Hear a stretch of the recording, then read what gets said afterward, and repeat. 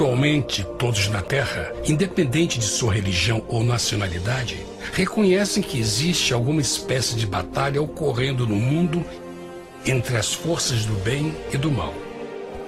Uma luta colossal entre a luz e as trevas, a verdade e o erro, a opressão e a liberdade, o bom e o mal, e finalmente, a vida e a morte.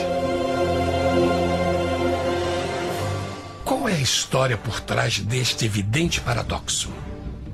Muitas religiões, assim como a Bíblia, ensinam que além deste véu tridimensional do mundo físico que vemos, existe outro mundo espiritual que não podemos ver. Nesta realidade invisível ao nosso redor, se desencadeia uma batalha titânica entre o herói supremo e justo contra o vilão mais cruel e maligno. A grande pergunta é: quem são esses personagens e como e onde começou esta crise cósmica? Este é o maior mistério de todas as épocas e a história mais fascinante e verdadeira que jamais tem sido contada. Esta crise envolve cada pessoa sobre a Terra. Sim, cada pessoa.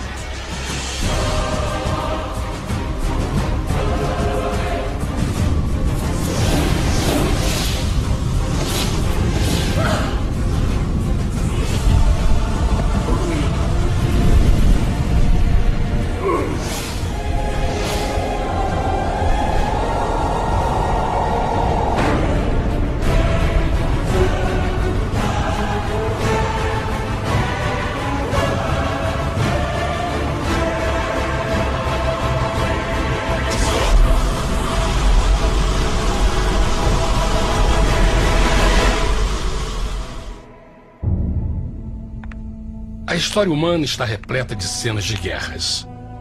E todas as pessoas já experimentaram conflitos. Mas para entender a origem do mal, devemos viajar ao passado para a Primeira Guerra do Universo. Porque esta guerra não aconteceu na Terra. Antes que o nosso mundo existisse, houve uma guerra no céu. Mesmo as palavras guerra no céu soam como uma contradição. É quase inimaginável para nós que pudesse haver batalhas e conflitos entre as criações de Deus no paraíso. O que pode ter causado este conflito celestial? Graças a um livro antigo chamado Bíblia, temos detalhes suficientes para poder juntar as peças e desatar os nós. Mesmo que trágica, é uma extraordinária e bela história de amor que vai desde o princípio dos tempos até tocar pessoalmente a você, a mim e a cada indivíduo na Terra. Nossa história começa há muito tempo atrás na capital do universo.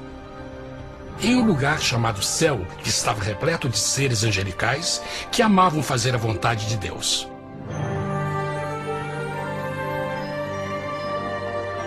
Sob o justo e amoroso governo do Criador, todo o céu desfrutava uma existência de felicidade e perfeita paz.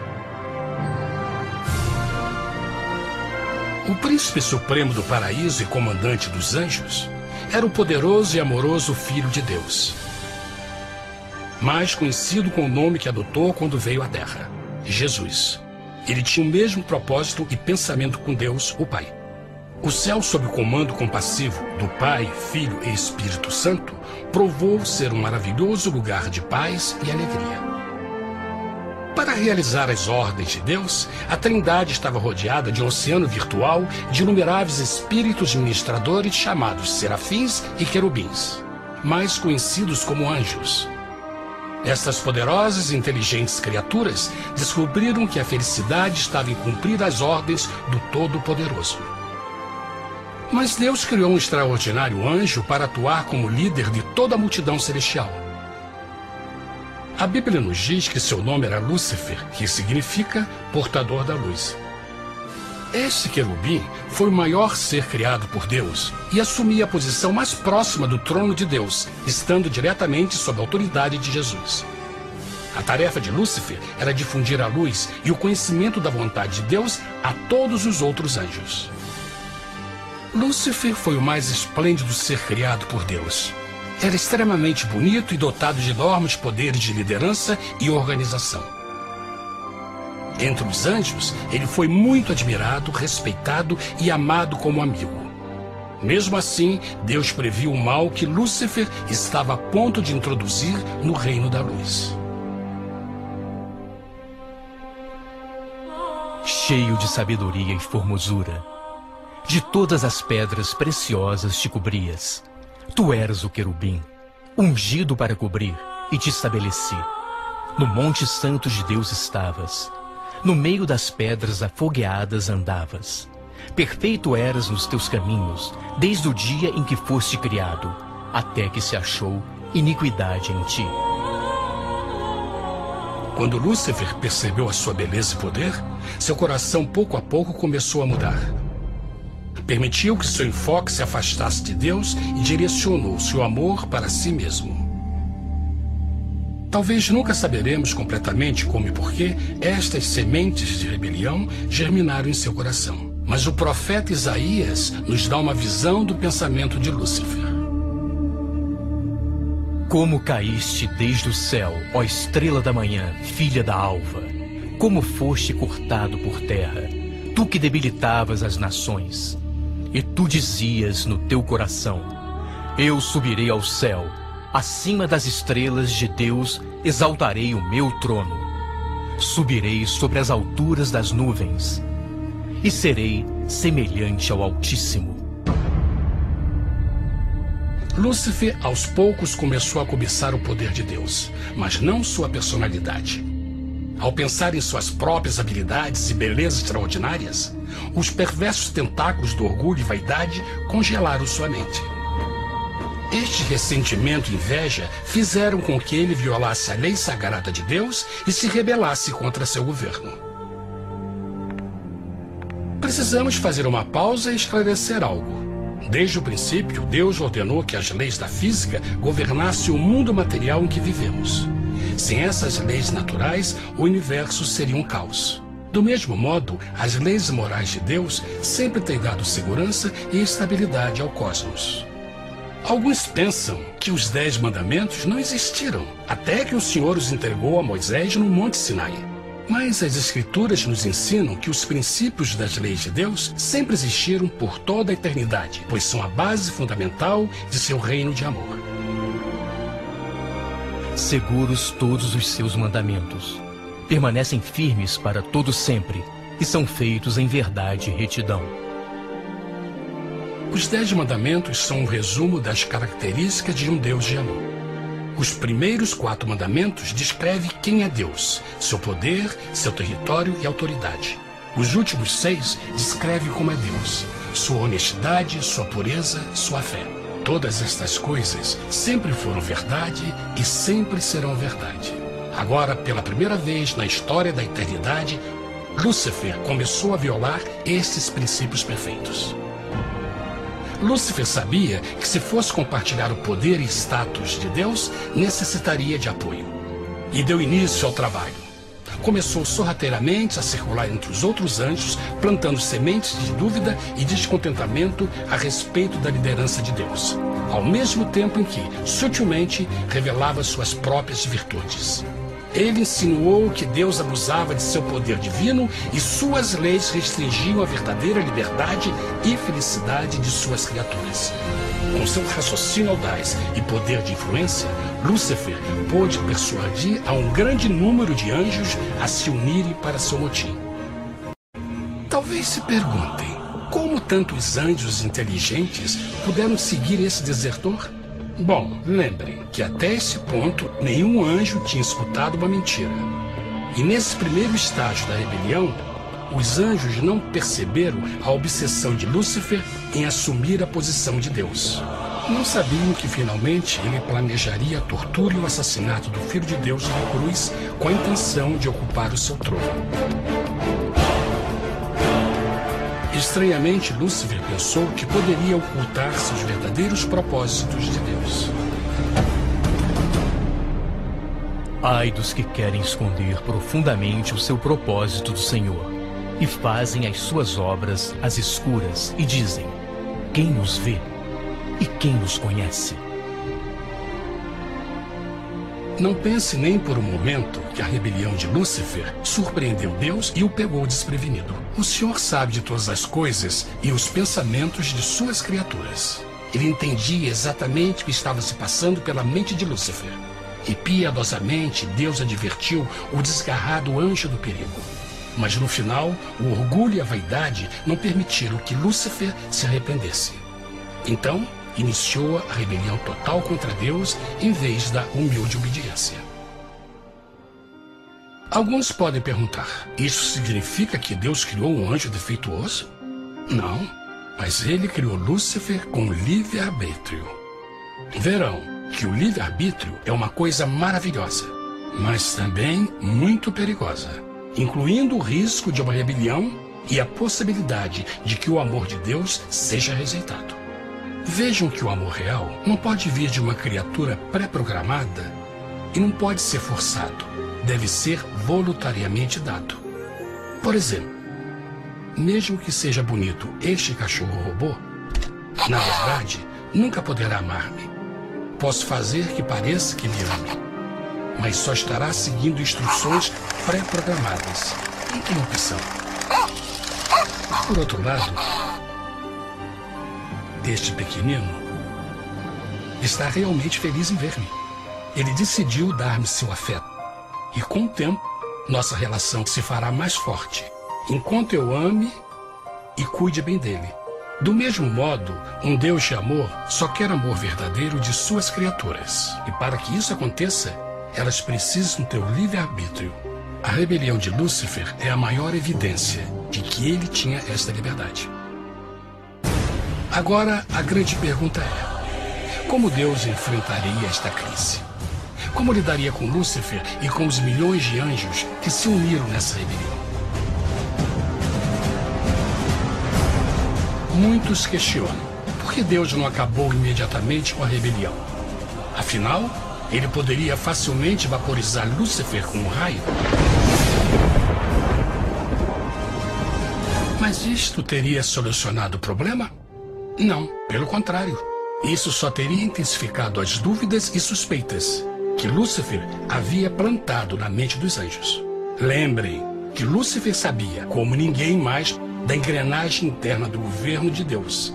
Sua destruição seria vista como parte de uma grande armação, e a razão que o motivou a servir Deus teria sido o medo da represália e não o amor.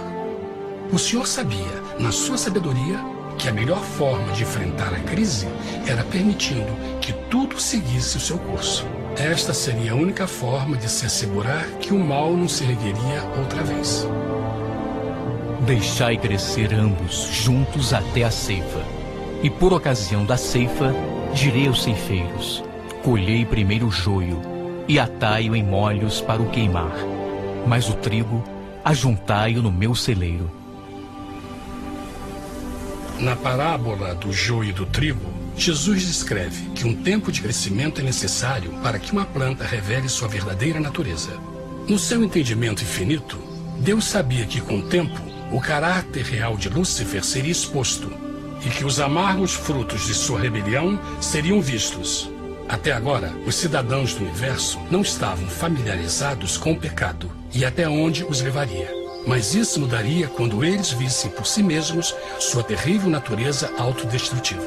Afinal, a sabedoria e o amor do governo de Deus seria para sempre confirmado e o universo estaria seguro. Quando Lúcifer e seus seguidores revelaram abertamente sua rebelião, o Senhor soube que não haveria paz se permitisse que eles ficassem no céu. Deveria impor um limite, entrar em ação e enfrentar os rebeldes.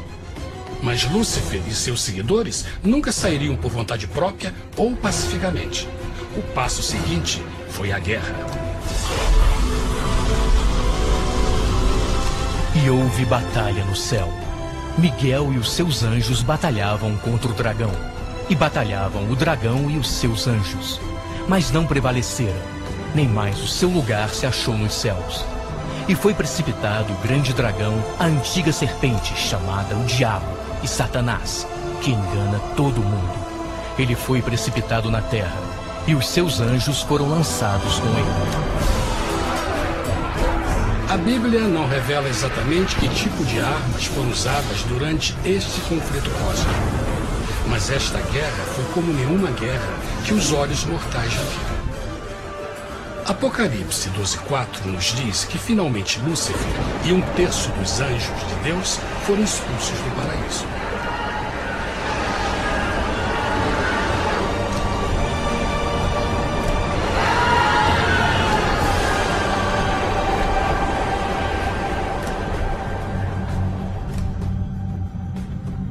Mas e agora? Lúcifer tinha milhões de anjos ao seu lado, mas precisava de um pedaço de chão para continuar sua rebelião. Rápido, muito rápido, o universo começou a entender o quão doloroso e caro o pecado poderia chegar a ser. Mas a guerra não tinha terminado, apenas começava. Lúcifer, o portador da luz, agora virou Satanás, o adversário.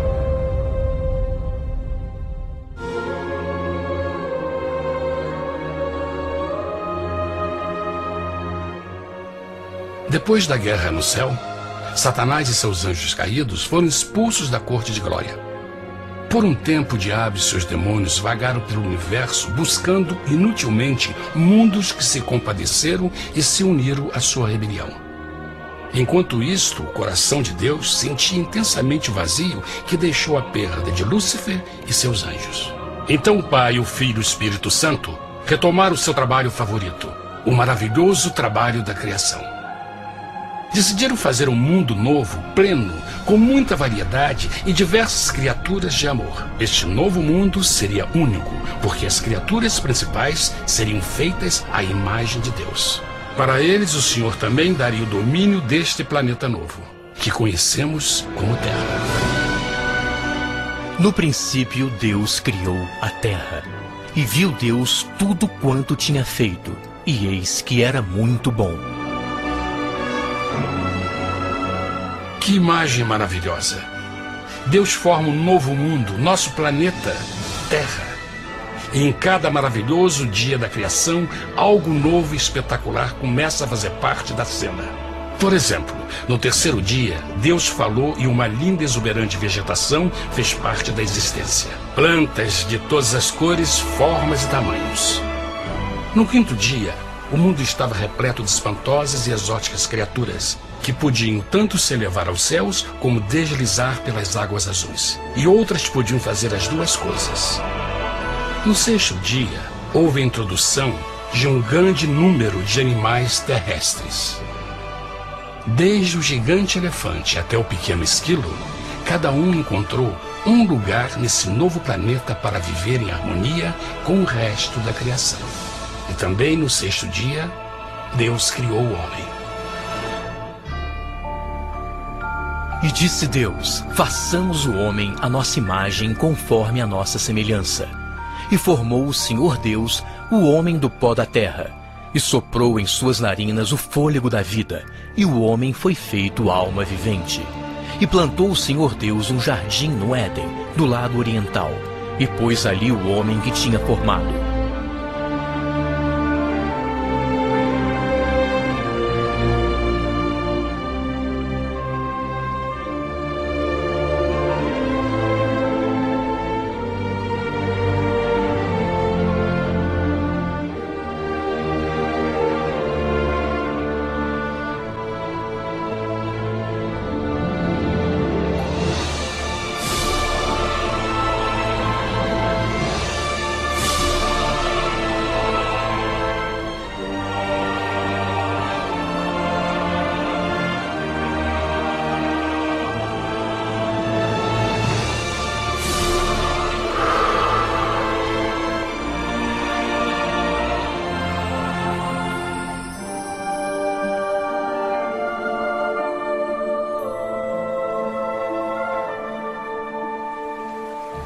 Mas que grande honra ser criado à semelhança de Deus, ser um indivíduo com liberdade de pensamento.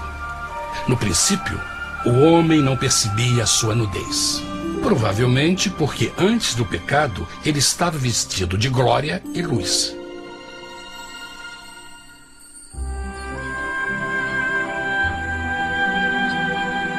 Deus também criou a companheira perfeita para Adão, sua bela esposa Eva.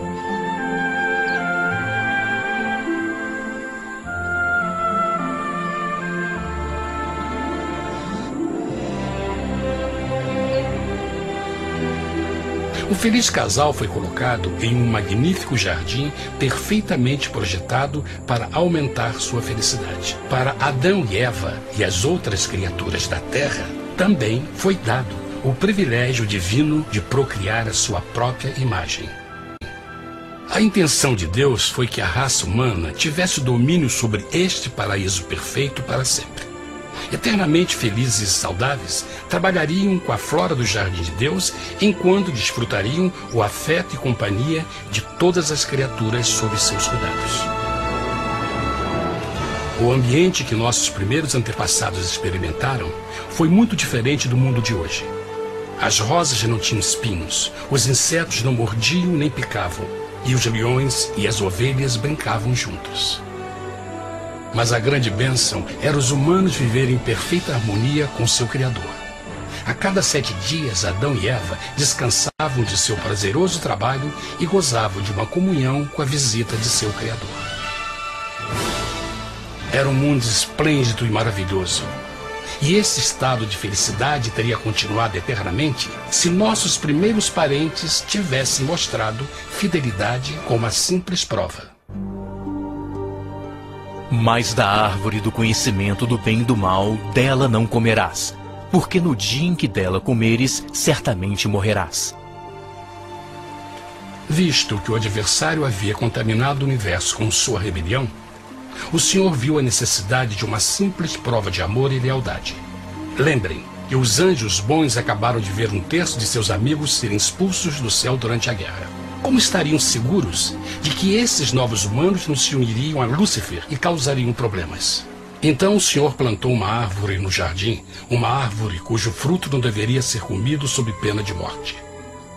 Ao passar por esta simples prova de obediência, Adão e Eva mostrariam a lealdade para com Deus e a fé em sua palavra. Ainda mais, era uma prova de amor. Por isso, Jesus disse em João 14, "Se me amais, guardais meus mandamentos." Mas alguém mais soube desta prova de fé e estava determinado a usá-la em seu favor. Satanás estava com inveja dos humanos que desfrutavam da bendita vida que ele perdeu. Sua feliz existência estava em total contraste com a sua, que agora estava cheia de culpa, pecado e miséria. Com ressentimento e raiva, não estava disposto a deixar o casal em paz, pois o pecado sempre buscará arrastar a outros consigo.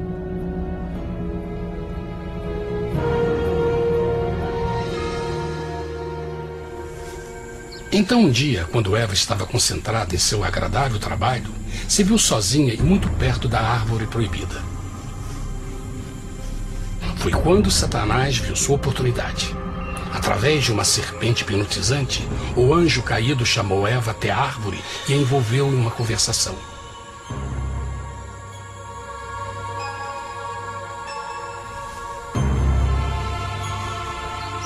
Suas palavras encantadoras foram cuidadosamente calculadas para gerar desconfiança a Deus.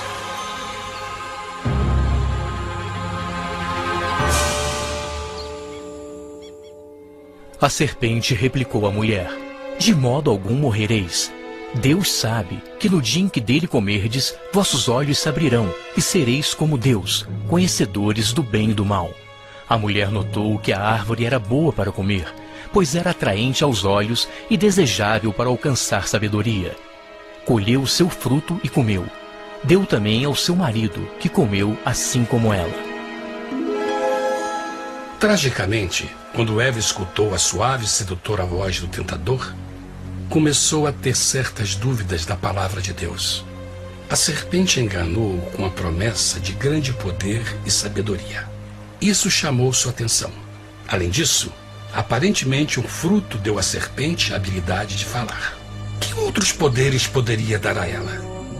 E mesmo tendo acabado de conhecer a serpente, ela confiou em sua palavra acima da de Deus, quem a criou, e lhe deu um paraíso para viver. Então Eva comeu o fruto proibido e convenceu seu esposo a fazer o mesmo.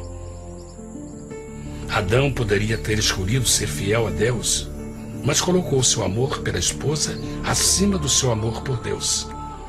Quando os nossos primeiros parentes mostraram lealdade ao inimigo, o domínio da terra foi tomado por Satanás. Não sabeis que, vos oferecendo a alguém para lhe obedecer, vos tornais escravos daquele a quem obedeceis? Ninguém pode servir a dois senhores. Este mundo agora seria o último campo de batalha entre o bem e o mal, e o coração de cada homem e mulher seria o prêmio. Adão e Eva não se deram conta desse tempo, mas seu momento de desconfiança e desafio abriria as comportas do sofrimento de milhões de pessoas durante milhares de anos.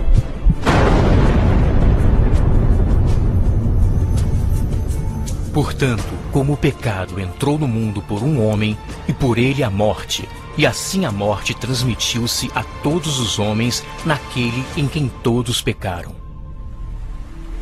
Nossos primeiros parentes logo enfrentaram o terrível resultado de seu pecado. Em estado santo, Adão e Eva resplandeciam com túnicas de glória. Depois de pecarem, suas túnicas naturais de luz se desfizeram e eles ficaram mortificados com a sensação de sua nudez. Vergonha e temor tomaram o lugar de sua alegria e paz e trataram de cobrir sua nudez com folhas. Agora eles se encontravam sob constante influência do diabo. Ao ceder à tentação, debilitaram sua natureza, e Satanás ganhou poder sobre a humanidade. As pessoas não podiam resistir às tentações do diabo com sua própria força. Por último, e o mais aterrador, se encontravam vivendo sob a pena de morte iminente. Deus havia advertido que a desobediência traria a morte. Já tinha experimentado a morte espiritual. Quanto tempo passaria para sofrerem a morte física também? Nesse ponto, seu futuro não tinha nada mais que escuridão e desespero. Tendo expulsado o homem, colocou diante do jardim do Éden os querubins com o cintilar da espada flamejante, para guardar o caminho da árvore da vida. Como o pecado provocou a expulsão dos anjos caídos de seu lar celestial, agora pela desobediência, Adão e Eva foram tirados de seu jardim, seu lar no paraíso. Tudo à sua volta estava mudando rapidamente, e a humanidade se encontrou suscetível às dores, doenças e finalmente à morte. Até os animais e plantas estavam infectados pela terrível maldição. Os espinhos e cardos agora apareciam em árvores e flores, e os animais que antes eram gentis começaram a se matar e a devorar uns aos outros. O pior resultado foi que o pecado separou a humanidade de Deus. Mas vossas iniquidades cavaram um abismo entre vós e vosso Deus. São vossos pecados que ocultaram de vós sua face, para não vos escutar. Na criação, foram dados a Adão e Eva a honra de falar com os anjos, e até com o Filho de Deus cara a cara. Mas Deus é tão puro e santo que nenhum mal pode existir na sua presença. Agora que os primeiros humanos tinham pecado, Deus afastou sua santa presença deles para a sua própria proteção. O pecado tinha queimado uma parte da alma do homem que já não podia ver a dimensão espiritual. Deste momento em diante, a comunicação com o céu seria limitada. Mesmo com todas estas maldições caindo sobre Adão e Eva, o coração do Senhor se encheu de compaixão. A lei que haviam violado não poderia ser alterada para salvá-los, pois é tão sagrada e imutável como Deus mesmo. O Senhor sabia que havia só uma maneira na qual o homem podia se redimir. Então um plano foi revelado, nascido do fundo do coração de Deus. Um plano para salvar o homem de seu encontro com a morte eterna e restaurar tudo que estava perdido com o pecado. Seria de grande intensidade, alcance e poder, mas seria um plano que também implicaria num enorme sacrifício. O amor de Deus para conosco se manifestou por ter enviado ao mundo seu Filho unigênito, a fim de vivermos por ele. Nisto consiste o amor, não em termos nos amado a Deus, mas em ele nos ter amado e enviado seu Filho para se sacrificar por nossos pecados. As Escrituras claramente ensinam em Romanos 6:23, o custo do pecado é a morte. A lei violada demandava a vida do pecador e só tinha um em todo o universo qualificado como substituto da humanidade. O Criador só podia pagar a dívida de suas criaturas tomando seu lugar. Então Jesus Cristo, o Filho de Deus, concordou em deixar a pureza, glória e segurança do céu. Ele viria para morrer em nome do homem em seu malvado e renegado planeta. Ele nasceria como um inocente e indefeso bebê, suportaria uma vida de dor e vergonha e mesmo assim viveria uma perfeita e vitoriosa vida. Finalmente, ele teria uma morte humilhante para poder ser o substituto da humanidade caída. Por seu sacrifício, a humanidade incrivelmente receberia uma nova oportunidade de ter a vida eterna. Seu sangue seria o resgate para um mundo raptado por Satanás. Este maravilhoso plano de redenção foi graficamente ilustrado no sistema de sacrifício de animais ordenado por Deus depois da queda do homem. O Senhor tinha avisado Adão e Eva que iriam morrer no dia em que comessem do fruto proibido. E como que permaneceram vivos? A Bíblia nos diz que imediatamente depois do pecado, Deus providenciou roupas na forma de peles de animais. É bom notar que o Apocalipse se refere a Jesus Cristo como a ovelha que foi morta desde o princípio do mundo. Isto indica que uma ovelha foi sacrificada no mesmo dia para prevenir suas mortes imediatas. Pela fé, neste sacrifício, suas mortes foram simbolicamente transferidas deles para a criatura inocente. A ovelha certamente era a representação de Jesus. Assim, um raio de esperança foi dado em uma situação de escuridão e desespero. Através do arrependimento e a fé no sangue do Messias, qualquer humano poderia uma vez mais ser filho de Deus. Mas mesmo com este grande plano para a humanidade, Satanás ainda tinha o domínio da terra. E a vida na terra não estava fácil. No mundo haveis de ter aflição, mas coragem, pois eu venci o mundo. Naturalmente, muitos se perguntam, como um Deus amoroso e poderoso permite dores e sofrimentos no nosso mundo atual? Mas está claro desde o Gênesis que Deus nunca quis que nós tivéssemos o conhecimento da dor dessa vida. Quando o mundo saiu das mãos de Deus, a terra era um maravilhoso paraíso. Foi o pecado de Adão e Eva que deu a Satanás o direito de assumir o controle deste planeta. Devido à sua trágica eleição, o diabo e seus súditos ganharam o poder de tentar e atormentar os humanos, introduzindo a doença, a dor e o sofrimento. Talvez fosse melhor perguntar: por que Satanás não tem o controle total da humanidade? A resposta é Jesus Cristo. Talvez já perceberam que a morte de Jesus na cruz deu a cada um de nós a oportunidade de sermos salvos, mas na verdade fez muito mais do que isso. Quando o Salvador ofereceu sua vida para redimir a terra, esse ato poria restrições ao controle de Satanás sobre a humanidade. Satanás não poderia forçar nossa vontade e seu poder de nos ferir seria limitado.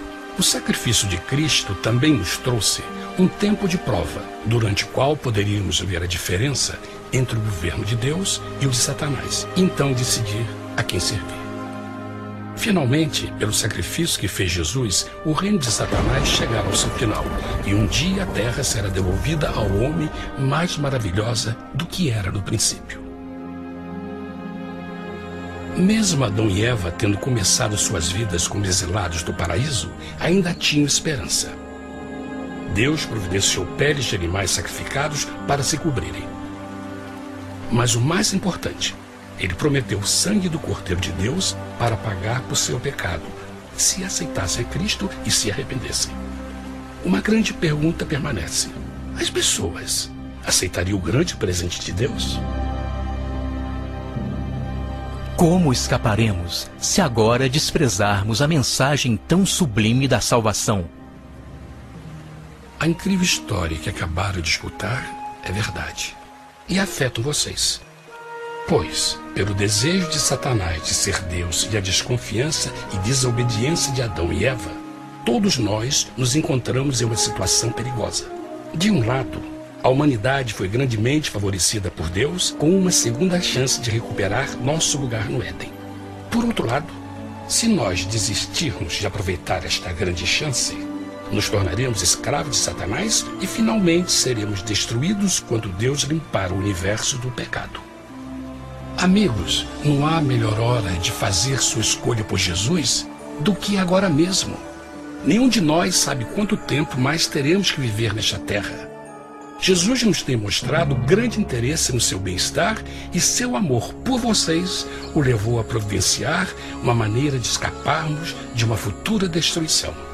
Ele quer que você o aceite e se arrependa de seus pecados. Através de Cristo, pode encontrar o perdão para tornar-se como Ele em caráter. A triste notícia é que Satanás atua de todas as formas possíveis para evitar que aceite o presente da salvação de Deus. Devido à nossa rotina da vida, o amor ao dinheiro ou alguma outra distração fascinante, ele trabalha para manter a todos ocupados e afastados do que, na realidade, mais importa, sua salvação eterna. Para que entendam a realidade da situação e que se você não escolhe a Jesus por omissão, está escolhendo a Satanás. Mesmo que a terrível escolha de Adão e Eva nos traga morte e miséria, vocês agora podem tomar uma melhor decisão. Deus está oferecendo uma paz que satisfaz o anseio mais profundo de sua alma e uma alegria que não encontrará nas atribulações deste mundo. O desejo que tem o coração de Deus é que seja salvo e esteja com Ele no paraíso. Mas o único que pode mantê-lo fora do céu é você.